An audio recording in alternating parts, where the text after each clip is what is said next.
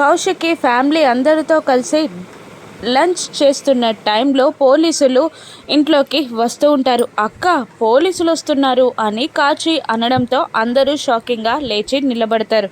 ఏంటి ఎస్ఐ గారు అని కౌశిక్కి అడుగుతుండగా, మేడం, మీ ఆఫీస్లో పనిచేసే మేనేజర్ మర్డర్ కేసులో మిమ్మల్ని అరెస్ట్ చేస్తున్నాం అని ఎస్ఐ చెప్పగానే అందరూ షాక్ అవుతారు. ఏంటి సార్ మీరు అనేది అని జగదాత్రి అంటూ ఉండగా, మా ప్రాథమిక విచారణలో కొన్ని గంటల క్రితం కౌశికి గారు ఆ మేనేజర్ని కొట్టారని, అతను స్పృహ తప్పి పడిపోయాడని మాకు తెలిసింది మేడం. అందుకే మేము కౌశికి గారిని అరెస్ట్ చేయడానికి వస్తాం అని ఎస్ఐ చెప్తూ ఉండగా, అవును, ఆ తర్వాత మేము హాస్పిటల్కి తీసుకెళ్తున్న టైంలో అతనికి మళ్ళీ స్పృహ వచ్చింది అని జగదాత్రి చెప్తూ ఉంటుంది.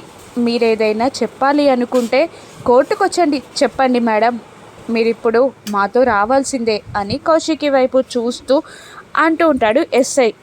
ఒక లేడీ కానిస్టేబుల్ వచ్చి కౌశికి చేని పట్టుకొని తీసుకెళ్తూ ఉండగా జగదాత్రి, కేదార్ బాధపడుతూ ఉండగా వైజయంతి, నిషి, యువరాజ్ మాత్రం సంతోషపడుతూ ఉంటారు. ఈ కేసు నుండి కౌశికిని జగదాత్రి ఏ విధంగా తప్పిస్తుందో రాను ఎపిసోడ్స్లో చూద్దాం. Thank you for watching.